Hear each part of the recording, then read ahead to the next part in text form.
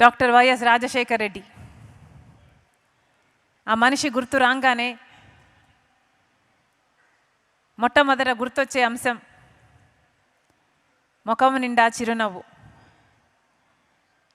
నడుచుకుంటూ వస్తే రాజసమే నడుచుకుంటూ వస్తుందా అన్నట్టుగా ఉండేది. ఆ ఖద్దరు పంచ దగ్గరికి వచ్చి పాప్స్ అని చేయి చాచినప్పుడల్లా, నన్ను దగ్గరికి తీసుకున్నప్పుడల్లా ఎంత ధైర్యమో మాటల్లో చెప్పలేనిది.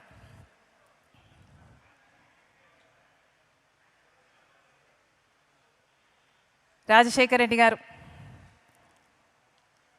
చనిపోకముందు ఆ కొద్ది రోజులు ఆయనతో గడిపిన జ్ఞాపకాలు మీతో పంచుకోవాలని ఉంది. ఆ కొద్ది రోజులు ఆల్మోస్ట్ నాన్నని నేను కలిసిన ఆఖరిసారి కావచ్చు. ఆ రోజు కలిశాను, మరుసటి రోజు నేను బెంగళూరుకు వెళ్ళిపోవడం జరిగింది. ఆ రోజు రాత్రి నేను కలిసినప్పుడు నాన్న మాట, పాప్స్ దేవుడు ఎంత చేశాడు కదా, మన జీవితాల్లో దేవుడు ఎంత చేశాడు, ఏమీ కానీ నన్ను ఇంత దూరం తీసుకొచ్చాడు, ఇంత సాధింపచేశాడు, ఈరోజు ఇంత చెయ్యగలిగాము అంటే, ఇంతమంది జీవితాలలో వెలుగు నింపగలిగాము అంటే దేవుడు నిజంగా ఎంత గొప్పవాడు, ఎక్కడో ఉన్నవాడిని తీసుకొచ్చి ఇంత ఎత్తున నిలిపాడు, ఇంత అవకాశాన్ని ఇచ్చాడు అని దేవునికి ఎంతో గ్రేట్ఫుల్గా ఉన్నాడు. ఉంటూ ఇంకో మాట కూడా అన్నాడు, పాప్స్ నా జీవితము జలయజ్ఞాని కోసమే దేవుడు పుట్టించాడేమో, జలయజ్ఞం నేను చేయగలిగితే నా జీవితం, నా పర్పస్ నేను ఫుల్ఫిల్ చేసిన వాడిని అవుతాను.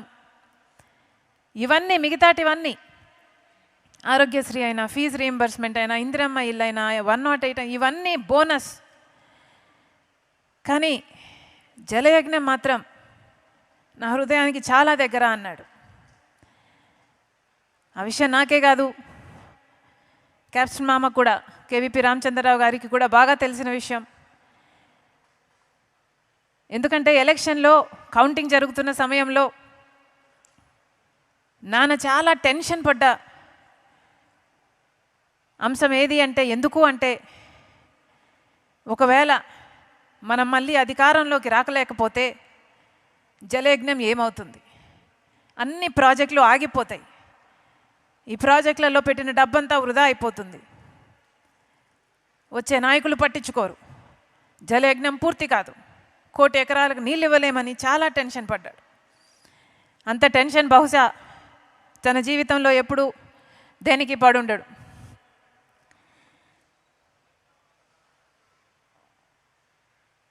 అంతేకాదు, నాన్న ఆఖరి రోజుల్లో ప్రజల దగ్గరికి వెళ్ళాలి, ఎందుకంటే ప్రజలు ఒక అవకాశం ఇచ్చారు, ఆ ప్రజలకు మనం రుణపడి ఉండాం అన్న భావన నాన్నలో చాలా ఉండేది. ఒకసారి ఆలోచన చేయండి, ఏ ముఖ్యమంత్రి కూడా ఎలక్షన్లు అయిపోయాక గెలిచిన తర్వాత అంత తొందరగా మళ్ళీ ప్రజల్లోకి వెళ్ళాలి అని అనుకోడు. కానీ రాజశేఖర రెడ్డి గారు మాత్రం సాచురేషన్ పద్ధతిలో ప్రతి పథకము ప్రజలకు అందాలి, ఇంకా ఇల్లు లేని వారు ఉన్నారేమో, ఇంకా ఆరోగ్యశ్రీ అందని వారు ఉన్నారేమో, ఇంకా ఫీజు రీయింబర్స్మెంట్ అందని వారు ఉన్నారేమో, ఎవరికి ఏ అవసరం ఉన్నా అవసరం తీర్చాలి అని రచ్చబండ కార్యక్రమం ప్లాన్ చేశాడు రాజశేఖర రెడ్డి గారు. అసలు ఏం అవసరం ఉంది, నాకు ఒక్కొక్కసారి అనుకుంటే అసలు ఏం అవసరం ఉంది, ముఖ్యమంత్రిగా 5 సంవత్సరాలు పనిచేశాడు. ఆ పనితీరును బట్టి ప్రజలు ఆయనను ఆశీర్వదించారు. ఆయన గెలిచాడు. గెలిచాక మళ్ళీ ప్రజలు అని ఉరుక్కుంటూ వెళ్ళాల్సిన అవసరం ఏముంది? అలా వెళ్ళి కదా రాజశేఖర రెడ్డి గారు చనిపోయారు. కానీ ఆ తపన ఉండేది. చాలామందికి ఒకసారి అధికారం వచ్చిన తర్వాత అధికారం అనుభవిస్తారు.